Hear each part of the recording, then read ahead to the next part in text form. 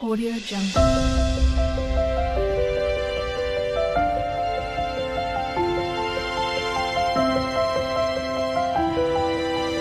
Audio Jungle. 7వ అధ్యాయము కొంత అంటే చదవలేని వాళ్ళకి చాలా కష్టంగా ఉంటుంది.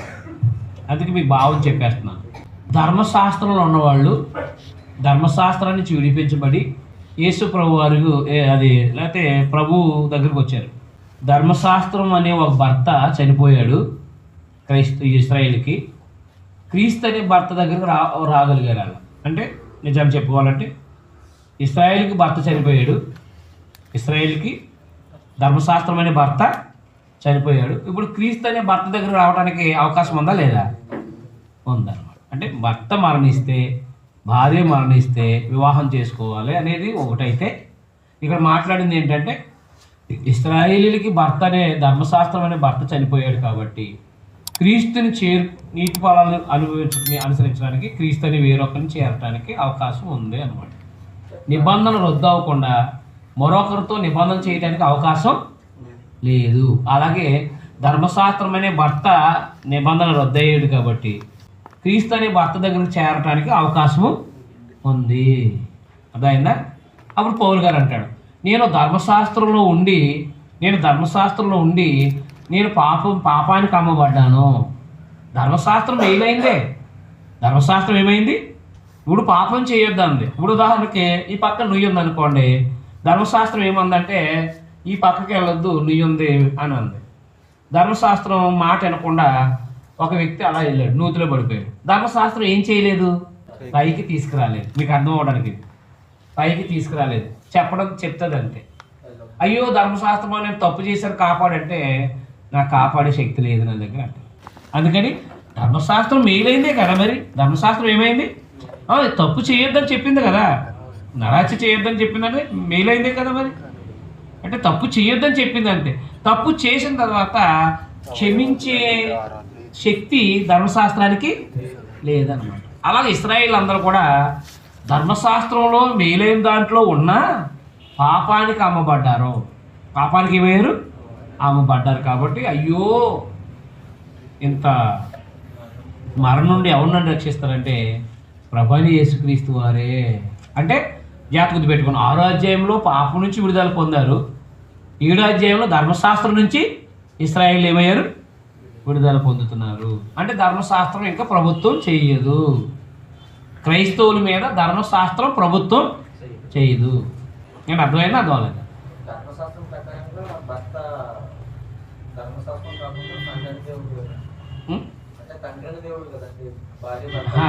ఇక్కడ సందర్భం వేరు.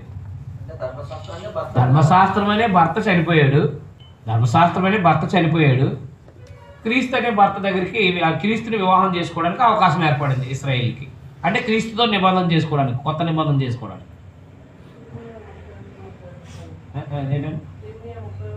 అవునండి, 8:30 నిబంధన ఉండగా మళ్ళీ వేరే నిబంధన చేసుకోవడానికి ఉందా? అది భర్తతో నిబంధన చేసుకున్నారు, మరో భర్తతో నిబంధన చేయడానికి ఉందా?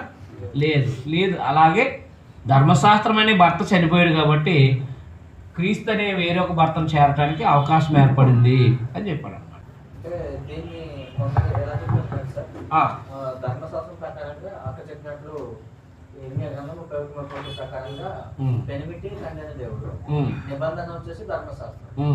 కాబట్టి ఆ నిబంధన ప్రకారముగా అదేమో పాత నిబంధనకి అక్కడ మాట్లాడింది వేరు, ప్రాప్త గ్రంథాల్లో సందర్భం వేరు. నేను మీ భర్తని, మీరు నాతో మీరు వేరే ఆ విగ్రహాల దగ్గరికి వెళ్ళిపోతున్నారు కాబట్టి మీ భర్త అయిన నన్ను మీరు వదిలేశారని చెప్పేసి దేవుడు అక్కడ ప్రవక్తల ద్వారా అక్కడ మాట్లాడించిన విధానం వేరు. కానీ ఇక్కడ మాట్లాడేది వేరు. పౌలు గారి యొక్క ఉద్దేశ విధానం వేరు అనమాట మాట్లాడేది. చదివితే మీకు అర్థమవుతుంది కదా. సహోదరులారా, మనుషుడు బ్రతికినంత కాలమే ధర్మశాస్త్రం మాత్రం మీద ప్రభుత్వం చేయొచ్చున్నదని మీకు తెలియదా? భర్త బ్రతుకున్నప్పుడే భార్య మీద ప్రభుత్వం చేస్తుందని మీకు తెలుసా తెలీదా? అది ఎలాంటిది? ధర్మశాస్త్రం ఎరిగిన మీతో మాట్లాడుతున్నాడు అంటే ఎవరితో చెప్తున్నాడు? 7వ అధ్యాయము యూదుల్లోని క్రైస్తవులు అనేటోళ్ళకి చెప్తున్నాడు. రోమపత్రికలో ధర్మశాస్త్రం ఎరిగిన మీతో మాట్లాడుతున్నాను. భర్త గల స్త్రీ భర్త బ్రతుకున్నంత వరకే ధర్మశాస్త్రంలో అతనికి బద్దురాలు, కానీ భర్త చనిపోయిన భర్త విషయమైన ధర్మశాస్త్రం నుంచి ఆమె విడుదల పొందును. భర్త విషయమైన ధర్మశాస్త్రం అంటే ఏది? ఏమండి ఓకేనా? రెండోది భర్త విషయమైన ధర్మశాస్త్రం అంటే భార్య భర్తల నిబంధన. భార్య భర్తల నిబంధన కూడా ధర్మశాస్త్రమే, తెలుసా మీకు? భార్య భర్తలు చేసుకున్నది కూడా ధర్మమే కదండి, అది కూడా నిబంధనే. అలా లెక్కొస్తాను. భర్త విషయమైన ధర్మశాస్త్రం అంటే వాళ్ళిద్దరూ కూడా ప్రమాణాలు చేసుకున్నది అనమాట. ధర్మశాస్త్రము అని మాట్లాడినప్పుడు పదార్థం లేకపోతే అదే ఇస్రాయేల్కి ఇచ్చింది అనమాట. అక్కడ మీరు గమనించాలి, అక్కడ భర్త గల స్త్రీ భర్త బ్రతుకున్నంత వరకు ధర్మశాస్త్రవాతలకు భద్రాలు, కానీ భర్త చనిపోని ఎలా భర్త విషయమైన ధర్మశాస్త్రం నుంచి ఆమె విడుదల పొందును. కాబట్టి భర్త బ్రతికి ఉండగా ఆమె వేరొక పురుషుని చేరిన ఎలా వ్యభిచారాన్ని అనబడు, కానీ భర్త చనిపోయిన ఎలా ఆమె ధర్మశాస్త్రం నుండి విడుదల పొందిన కనుక వేరొక పురుషుని వివాహం చేసుకుని వ్యభిచారం కాదు. ధర్మశాస్త్రం అంటే ఇక్కడ భార్య భర్తల మధ్యన నిబంధన, ఆ పదార్థాలు కాదు, అది గమనించండి. భర్త చనిపోయిన ఆమె ధర్మశాస్త్రం నుంచి విడుదల పొందిన కనుక వేరొక పురుషుని వివాహం చేసుకున్న వ్యభిచారిని కాకపోవును. ఎందుకంటే ఆ భర్తతో చేసిన నిబంధన రద్దు అయిపోయింది కదా మరి చనిపోవడంతో. అదనమాట, జాగ్రత్త పెట్టుకోండి ఆ విషయాన్ని. ధర్మశాస్త్రం నుండి విడుదల పొందిన కనుక వేరొక పురుషుని వివాహం చేసుకుని వ్యభిచారం కాకపోవును. కావున జాగ్రత్త పెట్టుకోండి. కావున నా సహోదరులారా, మనం దేవుని కొరకు ఫలాన్ని ఫలించినట్లు మృతుల్లోని లేపబడిన క్రీస్తునకు వేరొకరిని చేరుటకై ఇశ్రాయేలీలు వేరొకరిని చేసుకోవడానికి వేరొకరిని చేరుటకై మీరును ఆయన శరీరం ద్వారా ధర్మశాస్త్ర విషయమై మృతులయ్యారు. ధర్మశాస్త్ర విషయమై ఏమయ్యారు? మృతులయ్యారు, చచ్చిపోయారనమాట. ధర్మశాస్త్ర విషయమై మృతులయ్యారు. ధర్మశాస్త్రం రద్దు చేయడం ద్వారా ధర్మశాస్త్రాన్ని భర్త చనిపోయాడు అనమాట. ఏలైనా మనం శరీర సంబంధమైనప్పుడు మరణార్థమైన ఫలాన్ని ఫలించుడిగా ధర్మశాస్త్రం వల్ల అయిన పాపేచ్ఛలు మన అవయవాల్లో కార్యసాధకములైండేను. ధర్మశాస్త్రం వలన అయిన పాపేచ్ఛలు, ధర్మశాస్త్రం ఏం చేసింది? పాపాన్ని ఇంకా ప్రేరేపించేటట్టుగా చేసింది. మీకు అర్థమైందా? పాపం అంటే ఏంటో తెలియజేయడమే కాకుండా ఇది చేస్తే ఎలా ఉంటుంది, ఇది పాపం అని అడగాలి, ఇది చేస్తే ఎలా ఉంటుందనే ఆపేక్ష కూడా కలిగించింది ధర్మశాస్త్రం. ఇప్పుడైతే దేని చేత నిర్బంధించబడుతుందో దాని విషయమే చనిపోయిన వారమే ధర్మశాస్త్రం నుండి విడుదల పొందితిమి అని. ఇక్కడ యూదులు ఎక్కడి నుంచి విడుదల పొందారు? ధర్మశాస్త్రం నుంచి విడుదల పొందినప్పుడు మరి క్రీస్తుని వేరొకరి చేతి ఫలాలు ఆత్మీయంగా అభివృద్ధి అవ్వచ్చా, అవ్వకూడదా?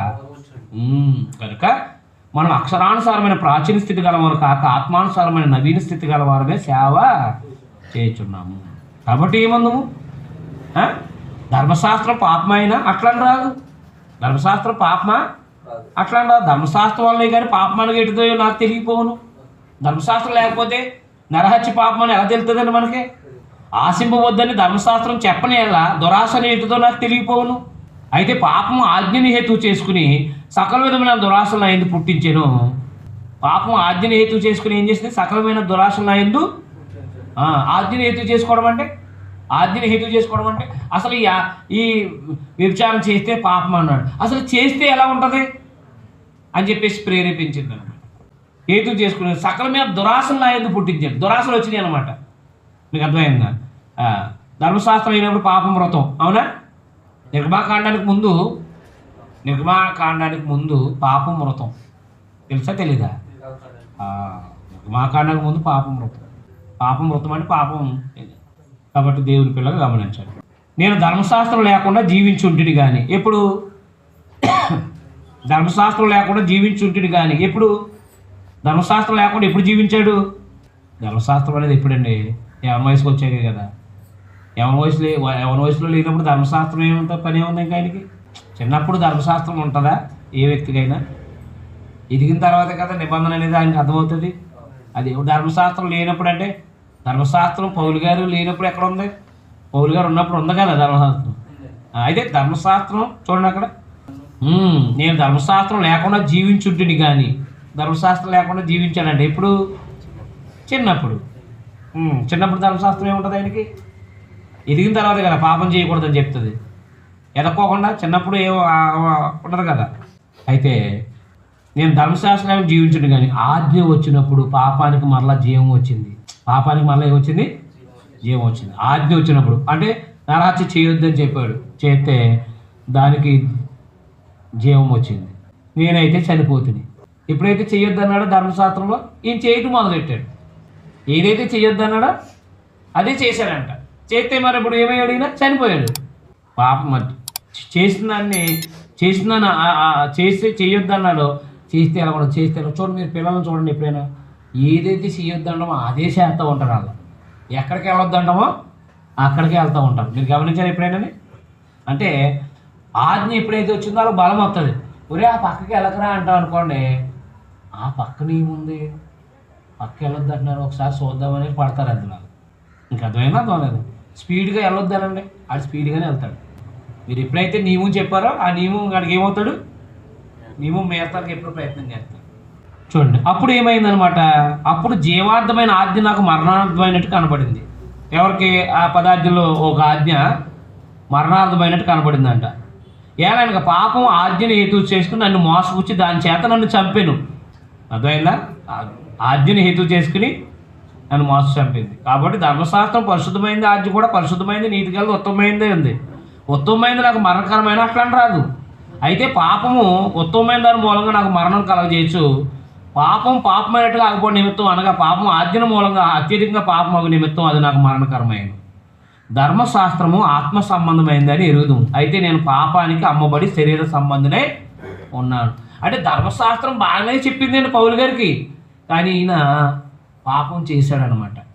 ధర్మశాస్త్రం నుండి కూడా ఏం చేశాడు? ఈయన పాపం చేశాడనమాట. అందుకు ధర్మశాస్త్రం అనేది ధర్మ విధులు తెలిపింది. ఆ ధర్మ విధులకి వ్యతిరేకంగా ఈయన తన ఉద్దేశపూర్వకంగా ధర్మశాస్త్రానికి విరుద్ధంగా పాపం చేశాడనమాట.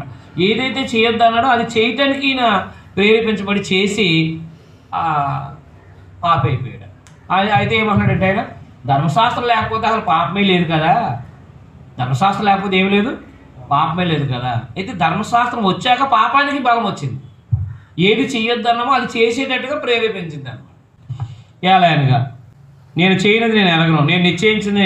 ఉదాహరణకి ఆయన ధర్మశాస్త్రం ఉన్నాడండి, చంపాడే లేదా క్రైస్తవుల్ని?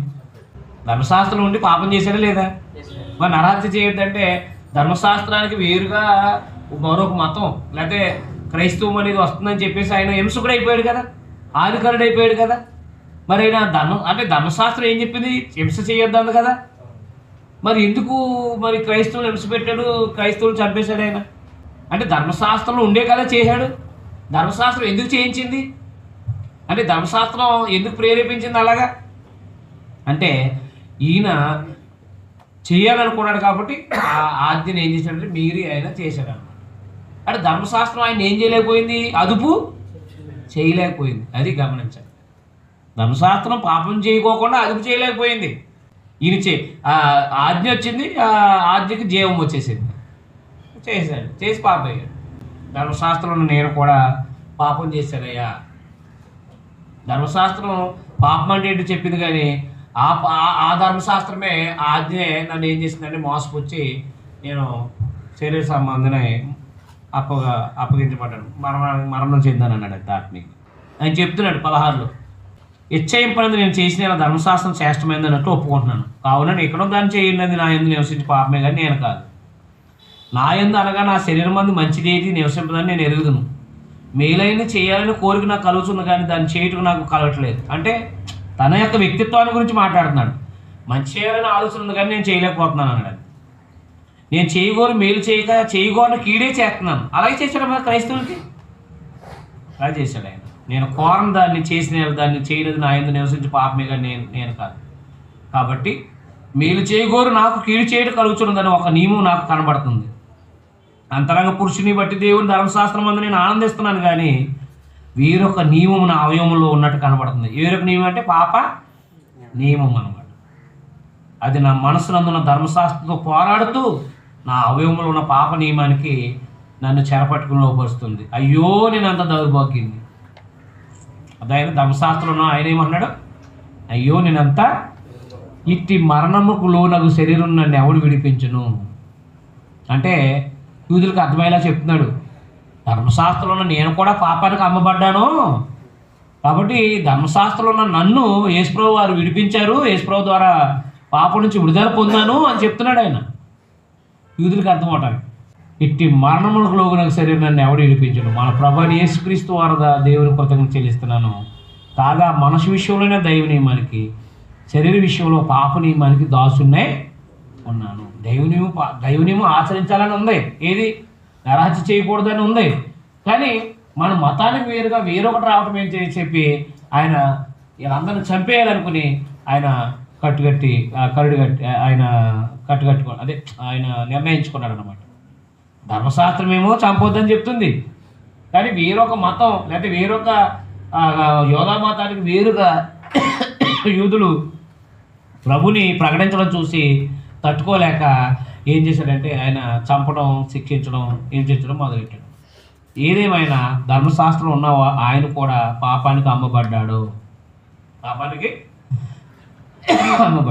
అందుకని 8వ అధ్యాయంలో కాబట్టి ఇప్పుడు క్రీస్తు యేసులో ఉన్న వారికి ఏ శిక్ష విధి, ధర్మశాస్త్రంలో నాకు శిక్ష వచ్చింది, యేసు ప్రభువులోకి వచ్చిన తర్వాత ఏ శిక్ష నాకు లేదన్నమాట. ఏ శిక్ష లేదు, పాపం వల్ల వచ్చే శిక్ష లేదన్నమాట. అంటే 7వ అధ్యాయము ధర్మశాస్త్రములో ఉన్న నేను కూడా పౌలని నేను కూడా పాపం చేశాను. ధర్మశాస్త్రంలో ఉన్న ధర్మశాస్త్రంలో ఉన్న నేను కూడా ఏం చేశాను, పాపునే ఉన్నాను, పాపానికి అమ్మబడ్డాను. జాగ్రత్త పెట్టుకోండి.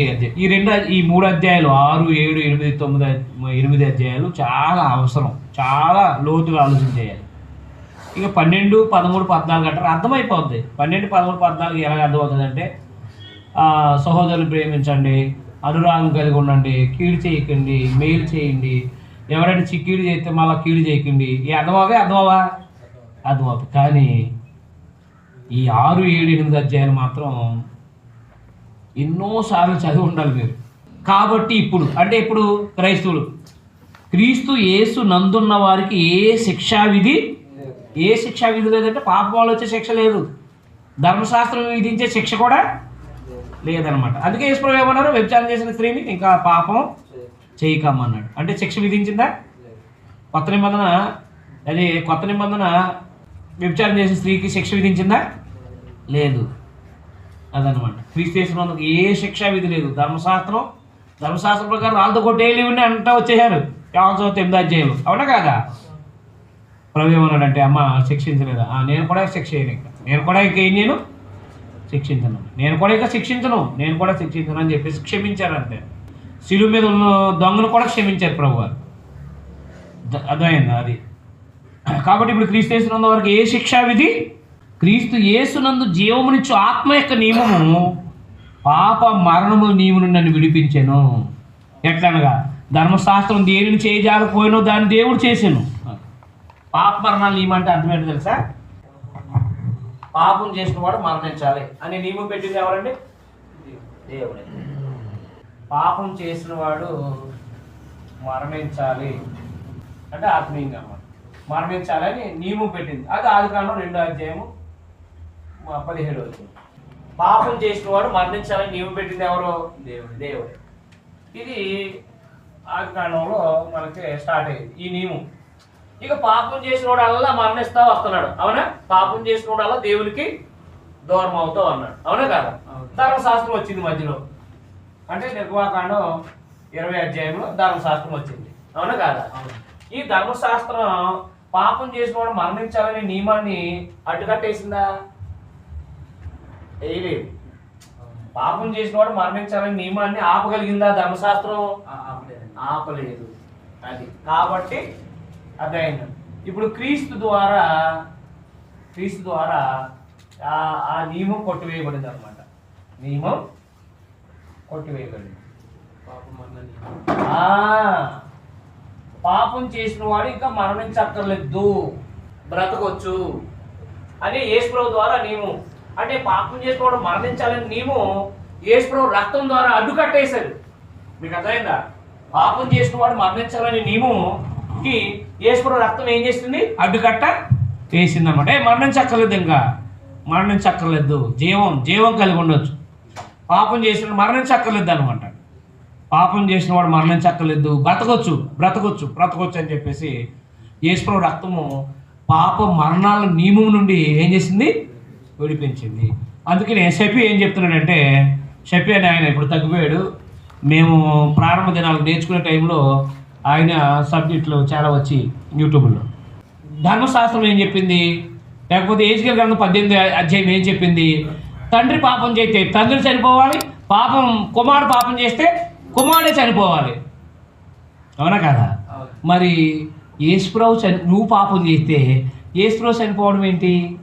నువ్వు చేస్తే నువ్వే చావాలి కదా, మరణించాలి కదా, మరి యేసుప్రభు మరణించడం ఏంటి అని చెప్పేసి లేవడెత్తారు. ఆయనకి ఏం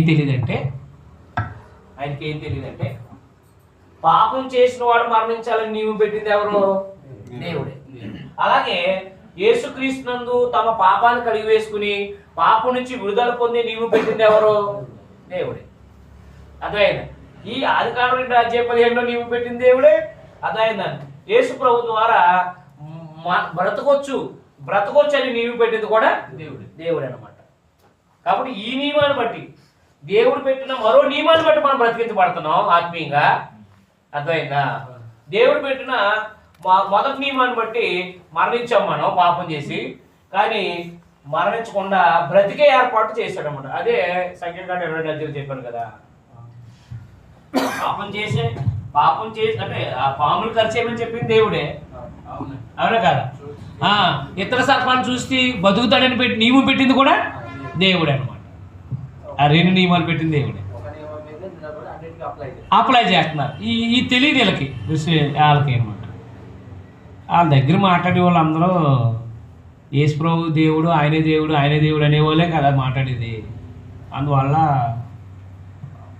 ఏం ఉండదు. నాకు చాలా బాధ ఉంటుంది అలాంటివి చూసినప్పుడు. అంటే ఎప్పుడైనా నాకు అంత ఉండదు, కానీ నా ఉద్దేశం ఏంటంటే ప్రతి క్రైస్తవుని, అంటే బాప్తిసం పొందిన ప్రతి సువార్థికుని సంపూర్ణుని చేయాలి.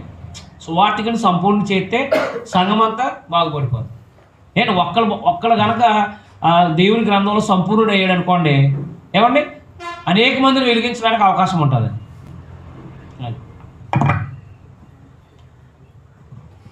పాప మరణాలు నియమం పెట్టింది దేవుడే.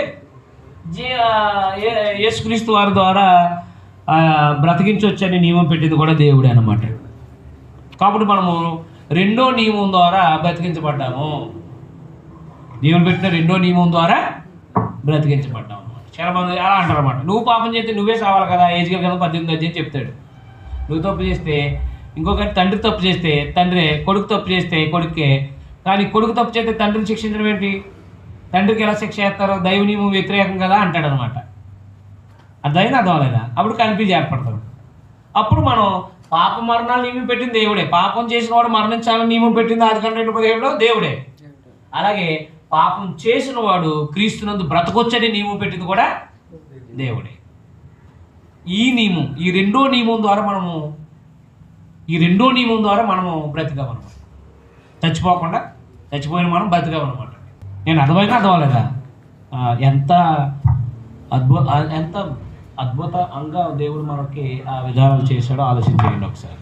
ఎట్లనగా ధర్మశాస్త్రం దేనిని చేయజాలపోయింది? జాగ్రత్త పెట్టుకోండి. అక్కడ 2వ వచనం, ధర్మశాస్త్రం దేనిని చేయజాలపోయింది? పాప నియమాల నుండి విడిపించలేకపోయింది. పాపాన్ని విడిపించలేదు, పాపాన్ని తీసేయలేకపోయింది. ఎట్లనగా ధర్మశాస్త్రం దేనిని చేయజాలపోయినో దాన్ని దేవుడు చేశాడు. ఎలా చేశాడంటే యేసుప్రభుని పంపించి శరీరం అనుసరింపగా ఆత్మ నుంచి నడుచుకున్న సమయందు ధర్మశాస్త్ర సంబంధమైన నీతి విధి నెరవేర్చబడాలని పాప పరిహారం నిమిత్తం దేవుడు తన సొంత కుమారుని పాప శరీరాకారంతో పంపి ఆయన శరీరం అందు పాపానికి శిక్ష విధించాడు. అది దేవుడు చేశాడు అనమాట. ధర్మశాస్త్రం చేయలేకపోయింది. దేవుడు ఏం చేశాడంటే తన కుమారుని లోకాన్ని పంపించి ఆయన శరీరం మీద పాపానికి శిక్ష విధించాడు అనమాట. ధర్మశాస్త్రం దేన్ని చేయలేకపోయిందో దేవుడు చేశాడు. అది యేసుప్రభు ద్వారా పాప క్షమాపణ కలిగించాడు అనమాట. పాపానికి శిక్ష విధించాడు. పాపానికి శిక్ష విధించినప్పుడు ఇక పాపం వేలుబడి ఉండదన్నమాట. కాబట్టి 5వ వచనం, శరీరానుసార్లు శరీర విషయాల మీద మనసునుంతురు, ఆత్మానుసారులు ఆత్మ విషయాల మీద మనసునుంతురు. శరీరానుసారమైన మనసు మరణము, ఆత్మానుసారమైన మనసు జీవము సమాధానమునే ఉందన్నమాట. శరీరానుసారమైన మనసు, ఆత్మానుసారమైన మనసు. కొత్త నిబంధన ప్రకారంగా బ్రతికేది మనసు అన్నమాట. అది ఆత్మానుసారం అంటే కొత్త నిబంధన. ఈ 8వ అధ్యాయం అంతా కూడా ఆత్మ అనే కాడ కొత్త నిబంధన అని మీరు గ్రహించండి. ఆత్మ నియమం అన్నా, ఆత్మ ద్వారా నడిపించబడ్డమన్నా కొత్త నిబంధన. ఆత్మానుసారంగా అంటే కొత్త నిబంధన ప్రకారం నడవండి. ఏలైనగా శరీరానుసారమైన మనసు దేవుని విరోధమైంది, అది దేవుని ధర్మశాస్త్రానికి లోబడదు, ఏ మాత్రం లోబడినారు. కాగా శరీర స్వభావం గల వారు దేవుని సంతోషపరచనేరరు. దేవుని ఆత్మ మీలో నివసించునేలా మీరు ఆత్మ స్వభావం గలవారు కానీ శరీర స్వభావం గలవారు కాదు. దేవుని ఆత్మ అంటే పరిశుద్ధాత్ముడు. మొదటి శతాబ్దంలో పరిశుద్ధాత్ముడు వారిలో ఉండి పనిచేసేవాడు, ప్రసంగాలు చేసేవాడు సంఘాల్లో కూడా కదా, అవునా కదా. మరి ఇప్పుడు ఆత్మ ఎప్పుడైతే బాప్తిసం ఉందారో మరి ఆత్మ నివసిస్తున్నప్పుడు పరిశుద్ధాత్ముడు ఏం చెప్తాడు? దేవుని చిత్త ప్రకారం నడవమని చెప్తాడు, అవునా కదా. ఆనాడు మనకు రాయబడక ముందు పరిశుద్ధాత్ముడే ఎలా ప్రవర్తించాలో ఎలా ఉండాలో చెప్పేవాడు అనమాట వాళ్ళకి. అందుకని దేవుని ఆత్మ చేత అంటే పరిశుద్ధాత్మ చేత ఎవరైతే నడిపించబడతారో వాళ్ళు దేవుని పిల్లలు అనమాట. మీకు అర్థమైంది? అందువల్ల కొత్త నిబంధన చేత. ఇప్పుడు మనమైతే ఈ పదాన్ని ఎలా మార్చుకోవాలి? కొత్త నిబంధన చేత నడిపించబడేవాళ్ళు శరీర సంబంధులు కాదు. కొత్త నిబంధన చేత నడిపించాలంటే అపోస్తులు బోధ యందు నడిచేవాళ్ళు శరీర సంబంధులు కాదు. గుర్తుపెట్టుకోండి, అపోస్తులు బోధ యందు నడిచేవారు శరీర సంబంధులు కాదు. కాబట్టి 9వ వచనం చూడండి, దేవుని ఆత్మ మీలో నివసించినట్ల మీరు ఆత్మ స్వభావం గలవారే కానీ శరీర స్వభావం గలవారు కాదు. ఎవడైనా క్రీస్తు ఆత్మ అంటే పరిశుద్ధాత్మే. క్రీస్తు ఆత్మ లేని వాడైతే వాడు ఆయన వాడు కాడు. క్రీస్తు మీలోనున్న ఎడల మీ శరీరం పాప విషయమే మృతమైంది కానీ మీ ఆత్మ నీతి విషయమే జీవం కలిగి ఉంది. మృతుల్లోని యేసుని లేపిన వాన ఆత్మ అనగా పరిశుద్ధాత్మ మీలో నివసించిన ఎడల మృతుల్లోని క్రీస్తు యేసుని లేపిన వాడు చావునకు లోనైన మీ శరీరాన్ని కూడా మీలో నివసించిన తన ఆత్మ ద్వారా జీవింప చేయును. కాబట్టి సహోదరులారా, శరీరానుసారంగా ప్రవర్తించుటకు మనం శరీరానికి రుణస్థులము కాము. శరీరానుసారంగా ప్రవర్తించడం శరీరానికి రుణస్థులం కాము. అర్థమైంది? మన బాప్తిస్మంలో మన రుణం తీరిపోయింది పాపానికి. ఏనవునా? పాపం చేయమన్నది అనుకో, నీ రుణం తీరిపోయింది నాకు బాప్తిస్మం ద్వారా. పాపం చేయడానికి రుణస్థులం కాదు. మీరు శరీరానుసారంగా ప్రవర్తించిన సావవలసిన వారు ఎందురు కానీ కొత్త నిబంధన చేత శరీర క్రియలు చంపుని అలా జీవించేదరు. అలా చదవాలి. అర్థమైందా? చాలామంది పాట పాడతారు, జీవనదిని నా హృదయములో నివసింపనీయమని. నువ్వు కొత్త నిబంధన నీకు వినపడినప్పుడు నువ్వు కొత్త నిబంధన అనుసరించాలి తప్ప మళ్ళీ ఆత్మ ఎందుకు వస్తాడు అక్కడికి? మీరందరూ అంటే సమాజంగా కూడుకున్నప్పుడు పరిశుద్ధాత్ముడు వస్తాడో ఆ ఆత్మ ద్వారా ఏమైనా మాట్లాడతాడా? ఆ పరిస్థితులు ఉన్నాయి నాడు. ఎందుకంటే రాయబడింది కదా, సందేశం రాయబడిపోయిన తర్వాత సందేశం ద్వారా సందేశాన్ని అనుసరించి మన జీవన విధానం కట్టుకోవాలి. అంటే ఇప్పుడు అపోస్తులు బోధించారు కదా పరిశుద్ధాత్మ ద్వారా. అపోస్తులు బోధించిన బోధ ప్రకారంగా మన జీవితాన్ని కట్టుకుంటే కనుక మనము ఆత్మ చేత నడిపించబడుతున్న వారమే, పరిశుద్ధాత్మ చేత నడిపించబడుతున్నామే. అంతేకాని మరలా ఆయన వచ్చి మనలో మాట్లాడి వెళ్ళటం ఇలాంటివి ఏమి ఉండదు. వాక్యము చేత అంటే కొత్త నిబంధన చేత మనం నడిపించబడుతున్నప్పుడు ఆత్మ చేత నడిపించబడిన వాళ్ళమే అనమాట. చాలామంది ప్రారంభంలో మీరు ఆత్మను పొందారా అని పొందాను. మీరు ఆత్మ చేత అంటే దేవుడు పిలిచాడంటే పిలిచాడు నన్ను. రాత్రి కాదండి, సువార్త ద్వారా నన్ను పిలిచాడని. రైటే కదా మరి, దేవుడు పిలిచాడే పిల్లలేదా? పిలిచాడు. మీకు అభిషేకం అంటే ఆత్మ, అభిషేకించబడడం అంటే ఆత్మే. మీరు అభిషేక్తులయ్యారా? ఆత్మ అవును, అభిషేక్తులయ్యాను నేను బాప్తిస్మం ద్వారా. బాప్తిస్మంలో ఏమయ్యాను? నేను రాజులైన యాజకుని అయ్యాను. రాజునయ్యాను, యాజకుని అయ్యాను అంటే అభిషేక్తుడు నేను. ఒకనాడు రాజుల యాజకులు అభిషేకించబడేవారు పాత నిబంధనలో. నేను అవునా కాదా? ఇప్పుడు రాజులైన యాజకులం అంటే మనం అభిషేకించబడిన వాళ్ళమే. బాప్తిస్మం ద్వారా మనం అభిషేకించబడ్డావా? నేను చెప్తాను, నేను అభిషేకించబడ్డాను అంటానండి. మీరు అభిషేక్తులేనంటే అభిషేక్తులు నేనంట. అంటే ఎవరో కొబ్బు నేను నా నెత్తి మీద ఎత్తే అభిషేక్తుని కాదు నేను. బాప్తిస్మం ద్వారా నేను ఏమయ్యాను? అభిషేక్తుని అయ్యాను. నేను అర్థమైందా? అర్థం అవ్వలేదా? దేవుడు పిలిచాడా? సేవకు పిలిచాడు నన్ను. రక్షించబడిన ప్రతి ఒక్కరూ సువార్త చెప్పాలా. నేను దేవుడు పిలిచాడు సువార్త ద్వారా. మీరు అభిషేక్తులు. మీరు ఆత్మ నడిపింపు ఉందా మీకు అని అడుగుతారు కొంతమంది, అవునా కదా? నేను ఆత్మ నడిపింపు ద్వారానే పనిచేస్తాను. ఏంటది? కొత్త నిబంధన. వాళ్ళు అడిగినవి ఏం కరెక్టే కదా, వాళ్ళ ప్రశ్నలు కరెక్టే, వాళ్ళ ఆలోచనలు కరెక్ట్ కాదు. వాళ్ళు అడిగిన ప్రశ్నలన్నీ కరెక్టే. దేవుడు పిలిచాడా? అది పిలిచాడా? రైట్, పిలిచాడా అనేది కరెక్టే. కానీ ఎలా పిలిచాడనేది వాళ్ళకి తెలియదు. మీరు అభిషక్తులేనా? రైట్, అది ప్రశ్న మంచిదే. అభిషక్తుల? అవును, అభిషక్తులమే. క్రైస్తవులు అందరూ అభిషక్తులమే. దేవుని బాప్తిసం ద్వారా అభిషేకించబడిన వాళ్ళు పరమోదన ద్వారా అభిషక్తులు. అభిషక్తులు మరి మీరు అభిషక్తులంటే అభిషక్తులమే. మీరు ఆత్మ నడిపింపు ఉందా మీకు? మంచి ప్రశ్న అది. అని 3 ప్రశ్నలు మంచియే, అవునా కదా? ఆత్మ నడిపింపు ఉందా మీకు? రైట్, ఆత్మ నడిపింపు ఉంది మాకు. క్రొత్త నిబంధన అన్నమాట. ఆత్మ నడిపింపు ఉంది. ఆత్మ ద్వారానే నడిపించబడుతున్నాం. నేను అవునా కదా? అది కాబట్టి వాళ్ళు అడిగే ప్రశ్నలు కరెక్టే, కానీ వాళ్ళ ఊహలకు మాత్రం కరెక్ట్గా. నేను వాళ్ళందరికీ సమాధానం ఇస్తాను. మీరు అభిషేకించబడారా? అభిషేకించబడ్డారు. మీరు అభిషక్తులు. మీరు ఆత్మ నడిపింపు ఉందా మీలో? ఆత్మ నడిపింపు ఉంది నాకు. కొత్త నిబంధన అంతా ఎరిగిన ఉంటుంది. ఆత్మ నడిపింపు ఉంది నాకు, అవునా కదా? కాబట్టి దేవుని పిల్లలుగా జనాలని మోసం చేస్తున్నారు. మీకు అర్థమైందా? అంగీలు వేసుకుని ఆయన అభిషక్తులు, ఆయన దేవుని చేత అభిషేకించబడ్డారు ఆయన అని చెప్పేసి చెప్పడంతో మనల్ని మోసం చేస్తున్నారు. అందుకని దేవుని పిల్లలుగా భౌతిక రూపంలో కాకుండా మనము బాప్తిసం పొందడం ద్వారా అభిషక్తులమయ్యాము. అది గుర్తుపెట్టుకోండి, ఓకేనా? మనము 1 గంట అయింది, మళ్ళీ 2 గంటల కల్లా మనం కూర్చోవాలి.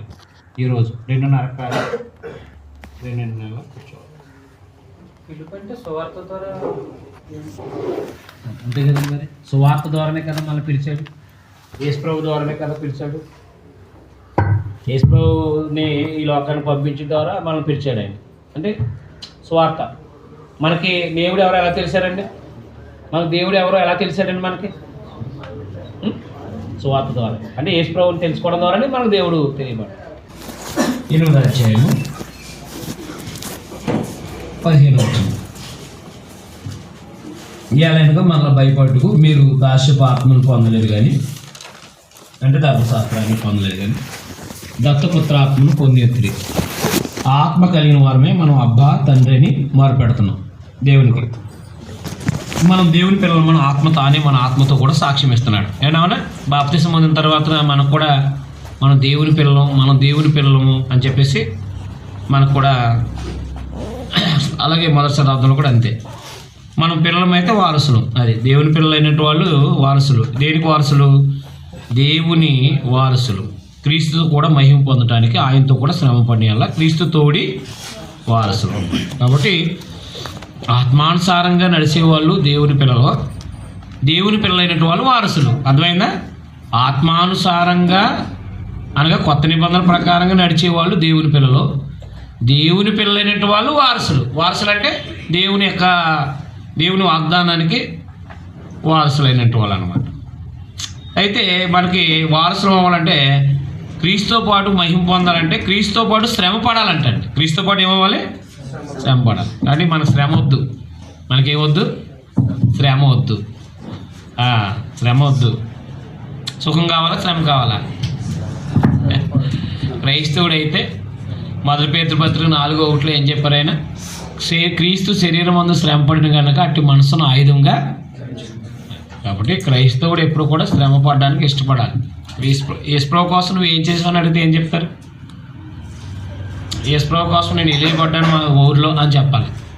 యేసుప్రభు కోసం నేను చాలా ఇబ్బందులు, సమస్యలు అనుభవిస్తున్నానని చెప్పాలి. అది క్రైస్తవం. అని వారసులు అవ్వాలంటే శ్రమ పడాలా వద్దా? అది. కాబట్టి 18 వచనం. మన ఏళ్ళ ప్రత్యక్షం కాబో మహిమ ఎదుట. మన ఏళ్ళ ప్రత్యక్షం కాబో మహిమ ఏంటి? నిత్యత్వం. ఇప్పటి కాలపు శ్రమలు ఎన్న తగినవి కావని ఎంచున్నాను. శాశ్వతం నెమ్మది పొందే ఆత్మ అర్థమైంది. భౌతికమైన శ్రమలు అనేవి, భౌతికమైన జీవితం అనేది తాత్కాలికం కదా.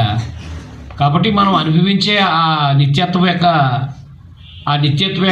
సుఖాన్ని బట్టి, లేకపోతే ఆ నిత్యత్వం బట్టి ఆలోచిస్తే ఇప్పటి కాలపు శ్రమలు ఎన్న తగినవి కావని ఎంచుతున్నాను. నిత్యత్వంతో పోలితే ఈ లోకంలో పడే శ్రమే కాదనమాట. దేవుని కుమారులు ప్రత్యక్షత కొరకు సృష్టి మిగులు ఆశతో తేరి చూస్తూ కనిపెడుతుంది. అంటే ఈ భూమి ఆకాశాలు కూడా దేవుని పిల్లల కొరకు తేరి చూస్తుందంట. ప్రభు రాకడలో మేఘాల మీద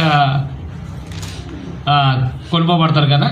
మేఘాల మీద కొనుక్కోబడుతున్నప్పుడు వీళ్ళ కోసమా నేను పనిచేశానని చెప్పి సృష్టి ఏం చేస్తుందంట? మిగిలి ఆశతో ఏరు చూస్తుందంట. తేరు చూస్తూ కనిపెడుతుందంటండి. ఏలైనగా సృష్టి నాశనానికి లోనైన దాస్యంలో నుండి విడిపింపబడి దేవుని పిల్లలు పొందబో మహిమగల స్వాతంత్రం పొందుదనని నిరీక్షణ గలదే స్వేచ్ఛగా కాక దాన్ని లోపరిచిన వాళ్ళముగా వ్యర్థపరచబడింది. కాబట్టి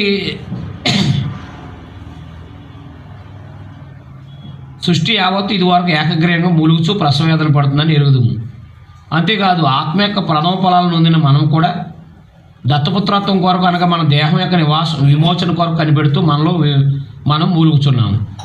ఎలాగనగా మనం నిరీక్షణ కలిగిన వారమే రక్షించబడుతుంది. మన రక్షణలో నిరీక్షణ ఉంది. నిరీక్షించబడినది కనబడినప్పుడు నిరీక్షణతో పని ఉండదు. తాను చూస్తున్న దాని కొరకు ఎవడు నిరీక్షించను? మనం చూడని దాని కొరకు నిరీక్షించిన ఎలా ఓపికతో దాని కొరకు కనిపెడదాం అన్నమాట. కాబట్టి దేవుని పిల్లలమైతే శ్రమ పడాలా, క్రీస్తుతో పాటు శ్రమ పడాలి. క్రీస్తుతో పాటు మనం మహిమ అనిపించాలంటే శ్రమ పడాలి.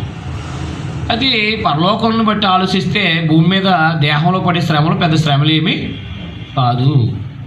సృష్టి కూడా విడిపించబడడానికి చూస్తుందంటండి.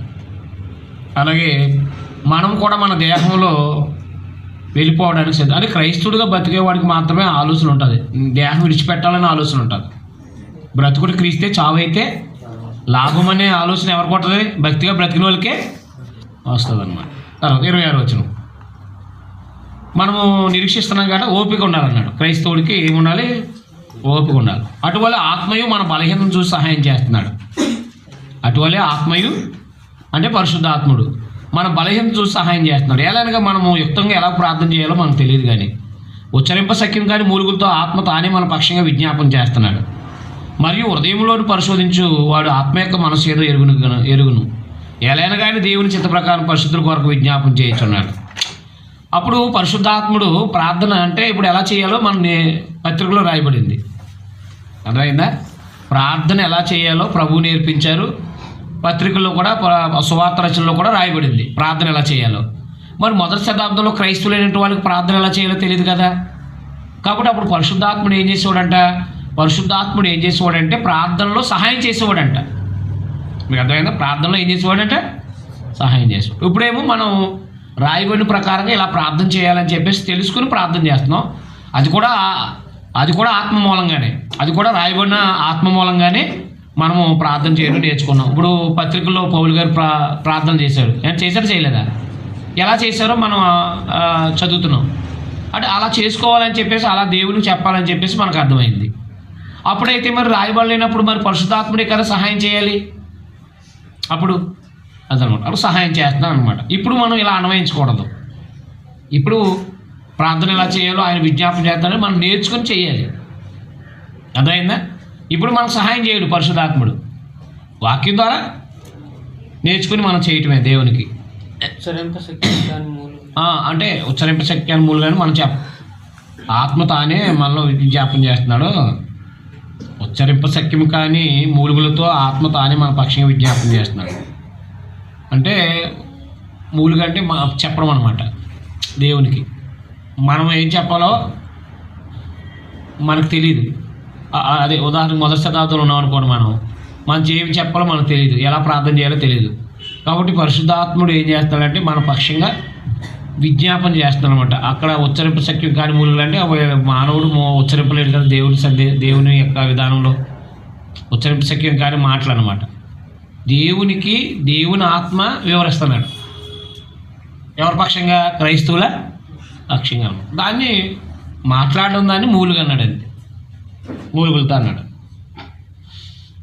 అది క్రైస్తవుల పక్షంగా పరిశుద్ధాత్ముడు ప్రార్థన చేశాడు మొదటి శతాబ్దంలో. ఇప్పుడు ప్రార్థన రాయబడింది కాబట్టి మనం నేర్చుకుని ప్రార్థన చేయాలి. నేను అర్థమైనా అర్థమలేదా?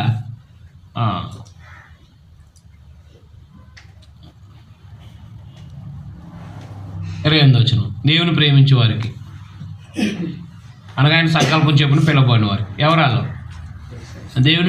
దేవుని ప్రేమించే వారికి అంటే ఎవరు? క్రైస్తవులు. ఆయన సంకల్పం చెప్పుని పిలవబడిన వారు అంటే క్రైస్తవులు. కాబట్టి మేలు కలిగి సమస్తం సమకూడి జరుగుతున్నామని ఎరుగుదాము. పరిశుద్ధాత్మ సహకారం, అదే ఆయన కొత్త నిబంధన ప్రకారంగా నడవటం, ఇదంతా కూడా సమస్తం సమకూడి జరుగుతున్నాయి. ఎందుకనగా తన కుమారుడు అనేక సహోదరులు జ్యేష్ఠుడగినట్లు దేవుడు ఎవరిని ముందు ఎరిగినో వారు తన కుమారునితో సారూప్యం గలవారంటూ వారిని ముందుగా నిర్ణయించారు. కాబట్టి ఎవరైతే బాప్తిసం పొంది దేవుని పిల్లలు అయ్యారో ఆ దేవుని పిల్లలైన వాళ్ళందరూ కూడా యేసుప్రభు స్వరూపంలోకి ఎదగాలంటే. అందుకే గల్తీపత్రం 4:19లో ఏమన్నాడు? క్రీస్తు స్వరూపము మీ యందు ఏర్పడే వరకు నాకు ప్రసవ వేదన మరలా కలుగుతుందంట. ఎవరి స్వరూపం అంటే ఈ ప్రసంగాలు కూడా ఎందుకు చేశారంట? కొలస్సీ పత్రిక 1:28 ప్రకారంగా ప్రతి మనుషుని క్రీస్తునందు సంపూర్ణంగా చేయటానికి. ప్రతి మనిషిని ఏం చేయాలంటే అంటే బాప్తిసం పొందిన వాళ్ళు అందరూ కూడా యేసుప్రభులా తయారు చేయాలి. యేసుప్రభులా తయారు చేయడానికి ప్రసంగాలు చేయాలి. ఎవరు? సువార్తికులు. అది ప్రసవవేదంతో కూడిందనమాట. ఇది ప్రసవవేదంతో కూడిందంట. అందుకని దేవుని పిల్లలుగా గుర్తుపెట్టుకోవాల్సిన విషయం ఏంటంటే క్రైస్తవులు ఏంటంటే మనం అందరం కూడా దేవుని చేత ప్రేమించబడ్డాము. దేవుని చేత ప్రేమించబడ్డామంటే బాప్తిసం ద్వారా దేవుని పిల్లమయ్యాము. దేవుని పిల్లమైతే మనం వారసులం. కాబట్టి క్రైస్తవులు అందరూ కూడా యేసు క్రీస్తు వారిని మాదిరి పెట్టుకోవాలి. అందుకని పౌలు గారు అంటారు, నేను క్రీస్తుని పోలి నడుచుకున్న ప్రకారం మీరు నన్ను పోలి అంటే ఎవరైనా సరే అపోస్తులైనా స్థానిక సంఘాలైనా ఎవరైనా సరే యేసుప్రభుని మాదిరి పెట్టుకోవాల్సిందే. యేసుప్రభులో ఎదగాల్సిందనమాట. కాబట్టి తన కుమారునితో సారూప్యం గలవారటకు వారిని ముందుగా నిర్ణయించాడన్నాడు. అదే ఎఫెసీ పత్రిక 4:11-12 కూడా అదే క్రీస్తు కలిగిన సంపూర్ణత క్రీస్తు కలిగిన సంపూర్ణ సమానమైన సంపూర్ణత గలవారొకటిగా అన్నాడు. సంఘంలో అపోస్తులు సువార్తికులు ఎందుకున్నారంటే క్రీస్తు కలిగిన సంపూర్ణతకు సమానమైన సంపూర్ణత గలవారు. అంటే యేసుప్రభు ఎలాంటి సంపూర్ణుడో అలాంటి సంపూర్ణులు అవ్వాలన్నమాట. ఇందులో ప్రేమలో, జాలిలో, దయలో, ప్రేమలో, పవిత్రతలో అన్నిటిలో కూడా ప్రతి క్రైస్తవుడు ఏమవ్వాలి? సంపూర్ణుడు. అంటే యేసుప్రభు వచ్చేటప్పటికి నిష్కలంకుడిగా ఉండాలి. మరణించేటప్పటికి నిష్కలంకుడిగా మరణించాలి. కలంకం లేనివాడిగా మరణించాలన్నమాట. అది ఆ స్థాయికి ఎదగాలన్నమాట. కాబట్టి దేవుడు ఎవరిని ముందుగా వారందరూ తన కుమార్తె సారూప్యంగా వరకు వారిని ముందుగా నిర్ణయించాడు. మరియు ఎవరిని ముందు నిర్ణయించినో వారిని పిలిచాడు. అంటే సువార్త ద్వారా ఎవరిని పిలిచాడో వారిని నీతిమంతులుగా తీర్చాడు యేసుప్రభు రక్తం ద్వారా. అవునా? ఎవరిని నీతిమంతులుగా తీర్చాడో వారిని మహింపరిచాడు. అంటే తన కుమారత్వాన్ని అనగా తన స్వాస్థ్యాన్ని ఇవ్వటం ద్వారా మహింపరిచాడు. అది సువార్త ద్వారా పిలిచాడు. విశ్వసించినటువంటి నీతిమంతులు అన్నాడు, నిర్దోషులు అన్నాడు, మహింపరిచాడు. అర్థమైంది. ఇట్లా ఉండగా ఏమందము దేవుడు మన పక్షాన్ని ఉండగా మనకు విరోధి ఎవడో? అది క్రైస్తవులు అయిపోతే లోకంలో వాళ్ళు క్రైస్తవులు అయిపోతే ఎవరు మన పక్షంగా ఉంటారు? ఎవరు మన పక్షంగా ఉంటారండి? దేవుడు మన పక్షాన్ని ఉంటాడు. దేవుడు తమకు జనులు కాగల యెహోవా తమకు జనులు కాగల దేవుడు ధన్యులు అన్నాడు. అంటే ఇప్పుడు దేవుడు మనకి జనాలకి దేవుడు ఆయన. కాబట్టి మనకి దేవుడు ఆలోచన చేయండి. దేవుడు మన పక్షాన ఉన్నప్పుడు మనకి ఎవడో విరోధి? చెప్పండి.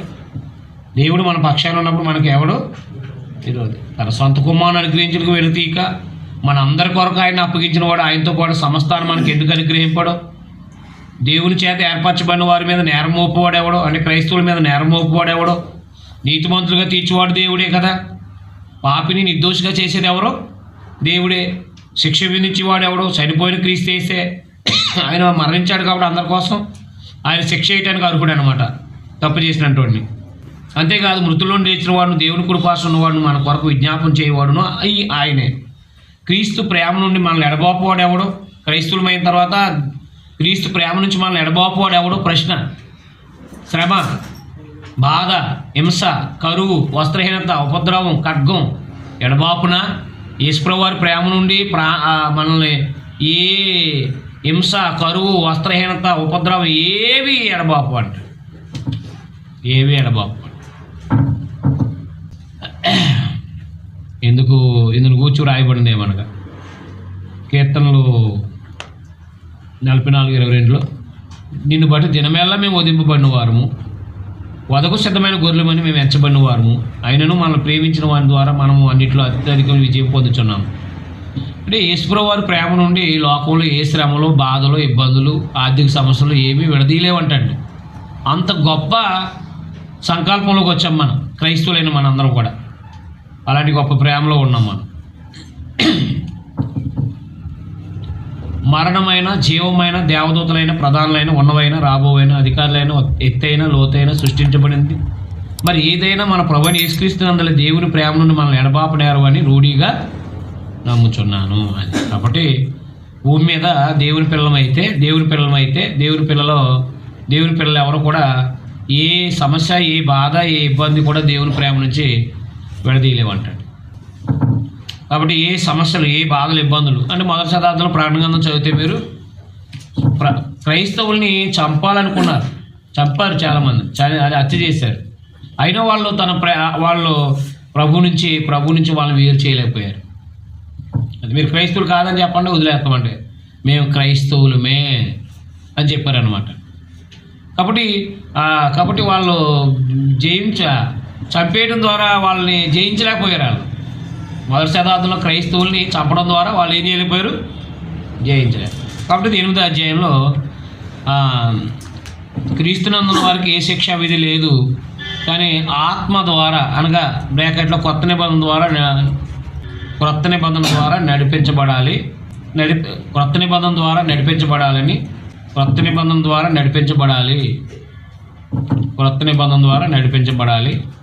వారసత్వం అనేది అనుగ్రహించబడుతుంది. క్రొత్త నిబంధన చేత నడిపించబడితే దేవుని యొక్క స్వాస్థ్యానికి వారసులం అవుతాం అన్నమాట. దేవుని వారసులం అయితే ఈ లోకంలో ఏ శ్రమ, బాధ, హింస ఏవి మనల్ని ఎడబాప నేరవు అనమాట. రోమపత్రిక ఇలాగా విభజించుకోండి, మీకు అర్థమవుతుంది అనమాట. ఈ 8వ అధ్యాయం చాలా ఇంపార్టెంట్, మర్చిపోకండి. మిగతాయి మనం చదివితే ఒక అవగాహన అవుతుంది. ఇక్కడ దాకా మనకి 9, 10, 11 ఇవన్నీ కూడా డాక్టరీన్కి సంబంధించింది అనమాట. సిద్ధాంతపరం అంటే యూదుల యొక్క తిరుగుబాటును బట్టి అన్యజనులకు అవకాశం వచ్చింది. యూదులు కూడా ఏర్పాటు సంబంధులే, అంటే ఏర్పాటు చేయబడిన వాళ్ళు కూడా మీకు అర్థమైంది, వాళ్ళు కూడా ఏర్పాటు సంబంధించిన వాళ్ళే అని చెప్పేసి చెప్పడం జరిగింది. 8వ అధ్యాయాన్ని నేను చెప్తాను, రాసుకోండి, ఎందుకంటే చాలా ఇంపార్టెంట్ ఇది. ఆత్మయందు పరిశుద్ధత యొక్క నూతన జీవం. 8వ అధ్యాయం 1 నుంచి 11 వచనాలు రాసుకోండి. అందులో 1వ పాయింట్, మనలో నివసిస్తున్న పరిశుద్ధాత్ముడు మనల్ని శిక్షావిధి నుండి విడిపిస్తాడు. మనలో నివసిస్తున్న పరిశుద్ధాత్ముడు మనల్ని శిక్షావిధి నుండి విడిపిస్తాడు అంటే బోధ ద్వారా అన్నమాట. మనలో నివసిస్తున్న పరిశుద్ధాత్ముడు మనలను శిక్షావిధి నుండి విడిపిస్తాడు. 8వ అధ్యాయం 1 నుంచి 11 వచనాలు రాసుకున్నారు కదా. 2వ పాయింట్, దేవుని కుమారులు దేవుని ఆత్మ ద్వారా నడిపించబడతారు. 8వ అధ్యాయం 12 నుంచి 17 వచనాలు. 3, విశ్వాసికి మహిమ బయలుపరచబడుతుంది. 8వ అధ్యాయం 18 నుంచి 25. విశ్వాసికి మహిమ బయలుపరచబడుతుంది. 8వ అధ్యాయం 18 నుంచి 25 వచనాలు. విశ్వాసికి మహిమ బయలుపరచబడుతుంది. 8వ అధ్యాయం 18 నుంచి 25. తర్వాత 4వ పాయింట్, క్రైస్తవులకు ఆత్మ ఎలా సహాయపడతాడు. 8వ అధ్యాయం 26 నుంచి 30 వరకు. క్రైస్తవులకు ఆత్మ ఎలా సహాయపడతాడో 8వ అధ్యాయం 26 నుంచి 30. 5వ పాయింట్, దేవుని ప్రేమ ద్వారా క్రైస్తవుని విజయము. 8వ అధ్యాయం 31 నుంచి 39 వరకు. దేవుని ప్రేమ ద్వారా క్రైస్తవుని విజయము. 8వ అధ్యాయం 31 నుంచి 39 వరకు. దేవుని ప్రేమ ద్వారా క్రైస్తవుని విజయం. 8వ అధ్యాయం 31 నుంచి 39 వరకు.